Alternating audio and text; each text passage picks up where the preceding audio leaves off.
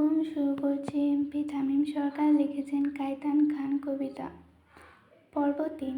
তামিম খুব রেগে সরকার ভিলা থেকে বের হতে থাকে।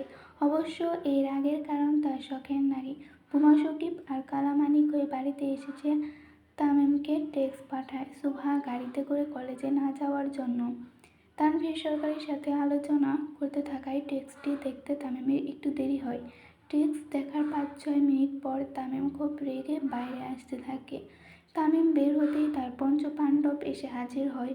অবশ্য তামিম যখন রেগে বের হয় তখনই কারো কারো রক্তে নিজের হাত পরিষ্কার করে।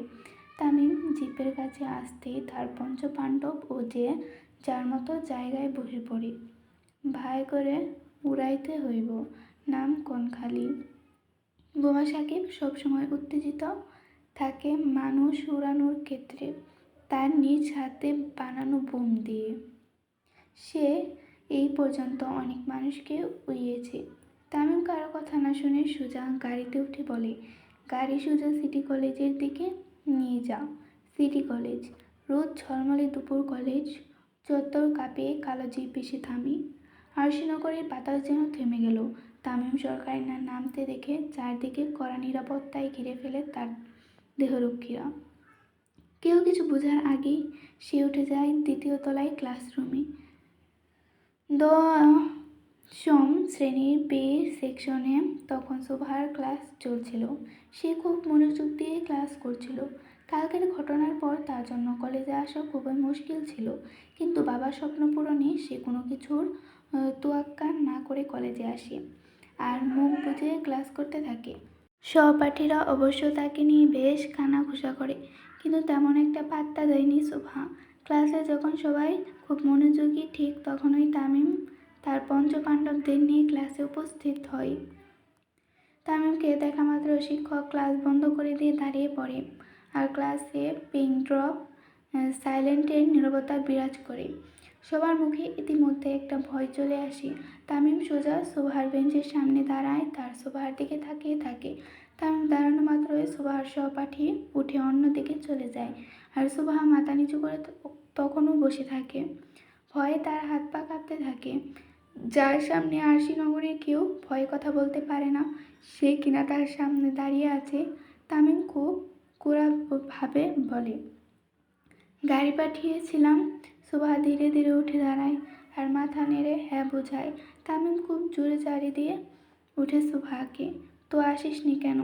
তামিমের ধমকে কেঁপে ওঠে সুভা। তার চোখ দিয়ে টপ টপ করে পানি পড়তে থাকে। তামিম একটু ঝুঁকে সুভার মুখ বরাবর নিজের মুখ নিয়ে আসি। আমি কিন্তু খুব ভালো লোক না, যা বলবো চুপচাপ শুনবি। সুভা মাথা নিয়ে সম্মতি জানায়। সব ছাত্রছাত্রী সত্য শিক্ষক নির্বাহক বডিগার্ডদের ইশারা করে বেরিয়ে যায় তামিম। প্রিন্সিপাল অফিস, প্রিন্সিপাল রুমে সিনিয়র টিচার, গান এবং বেশ কিছু শিক্ষক মণ্ডলী মুখ গম্ভীর করে বসে থাকে। পিয়নকে দিয়ে সুভাকে ডেকে পাঠানো হয়। সুভা এসে সবাইকে সালাম দেয়। কয়েকজন উত্তর নিল তো কয়েকজন চুপ করেই থাকলো। কিছুদিনের জন্য তোমাকে বিরতি নিতে হবে সুভা, তুমি আর কলেজে এসো না। চোখ দিয়ে অঝরে পানি পড়ে সুভার। আমার অপরাধ কি জানতে পারি স্যার? দেখো সুভা, তোমার কোনো অপরাধ নেই জানি, কিন্তু পরিস্থিতি তো বোঝে না। ধরতে গেলে আরশিনগরে আমাদের কলেজ খুবই বিখ্যাত। বিতর্ক হোক এটা কখনোই কাম্য নয়। আশা করি তুমি বুঝছো। সুভা নিঃশব্দে বেরিয়ে কি বা বলবো, সে তার বলার মতো ভাষা নেই। রাত 9টা, শিকদার বাড়ি। বাড়ি ফিরে আজকে কি হয়েছিল তার সাথে তামাকে জানতে পারেনি সুভা। খুব ভয় আর আতঙ্কে থাকে সে। যদি তার বাবা জানতে পারে তার যে কী অবস্থা করবে সেটা ভালো মতোই জানে সুভা। সুভা চুপচাপ বসে থাকে। মোবাইলে একটার পর একটা অজানা নাম্বার থেকে কল আসতে থাকে। সবগুলো কেটে দেয় সে, কারণ সে জানে এগুলো কার কল। সুভা ফোন অফ করে চুপচাপ পড়তে মনোযোগ দেয়। এমন সময় দরজার কলিং বেল বেজে ওঠে। 2 থেকে 3 বার বাজার পরও যখন কেউ দরজা খুলে না, সুভা নিচে নেমে আসে। হয়তো মা কোনো কাজে ব্যস্ত, তাই শুনতে পায়নি। সুভা দরজা খুলতেই দেখে একটি খাম রাখা। খামের ভিতরে একটি ছোট সাদা কাফনের কাপড় আর একটি ছোট নোট। আর একবার ফোন রিসিভ না হলে এটা কিছুক্ষণের মধ্যে দরকার হবে তোর। সুভা থরথর করে কাঁপতে থাকে আর দরজা বন্ধ করে সোজা নিজের রুমে চলে যায় আর ফোন অন করে সাথে সাথে কল আসে তামিমের। সুভা কাঁপা কাঁপা হাতে ফোনটা রিসিভ করে। কে? ফোনের ওপাশ থেকে খুব গম্ভীর একটা কণ্ঠ ভেসে আছে। আমি ছাড়া আর কেউ কল দেয় তোকে? সুভা তামিমের গলা শুনে শুকনো ঢোক গেলে। কী রে কথা বল। সুভা আধ ভাঙা গলায় জবাব দেয় না। যদি সঠিক সময়ে কল রিসিভ না হয় তো আমার থেকে কেউ খারাপ হবে না। সুভা শুধু জি আচ্ছা বলে।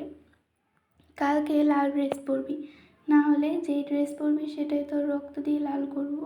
তামিমের কথা শুনে খুব ভয় পেয়ে যায় সুভা আর তামিম ফোন কেটে দেয়। কিন্তু লাল ড্রেস পরে সুভা যাবেটা কোথায়? তাকে তো কলেজে যেতে না করেছে প্রিন্সিপাল। সুভার সাথে কথা বলে তামিম মৃদু হাসি দেয়। নিজের অজান্তেই কীভাবে যে বয়সে 9 বছরের ছোট একটি মেয়ের জন্য পাগলামি শুরু করলো তামিম, সেটা সে নিজেও বুঝতে পারেনি। তামিমের চিন্তার মাঝেই তার দরজায় নখ পড়ে। কালামানিক ভয়ে ভয়ে এসে জানায় তারা খুব আর্জেন্ট কথা বলতে চায় তার সাথে। তামিমকে নিচে আসতে দেখে বাকি চারজন একটু ভয়ে ভয়ে থাকে। আরেকজনকে ধাক্কাধাক্কি করতে থাকে। কিভাবে বলবে? কি বলবি? জলদি বল। ভাই আসলে আমরা সকলে একটু আগে জানবার পারছি খবরটা। কিসের খবর? ভাই মেয়েদের মতো হেয়ালি না করে বল। ভাই ভাবি সাপড়ে কলেজ থেকে বের করে দিয়েছে ওই প্রিন্সিপাল। সুভাকে বের করে দেওয়ার কথা শুনে মাত্র তামিমের জল রক্ত হয়ে আসে। সাকিব ভাই, যেই কলেজে আমার শখের নারীকে বের করে দিয়েছে সেই কলেজে যেন না টিকে থাকে। আমি এখনই বোমা মারছি ভাই। সাকিব তাড়াতাড়ি করে বের হয়ে যায় কলেজের উদ্দেশ্যে। মানিক, ওকে ভাই। কালামানিকও বেরিয়ে পড়ে সুভার শিক্ষকদের আনতে। তার তামিম চেয়ার রক্ত করে দাঁড়িয়ে থাকে। এত বড় কলেজা কার সে দেখবে আজকে।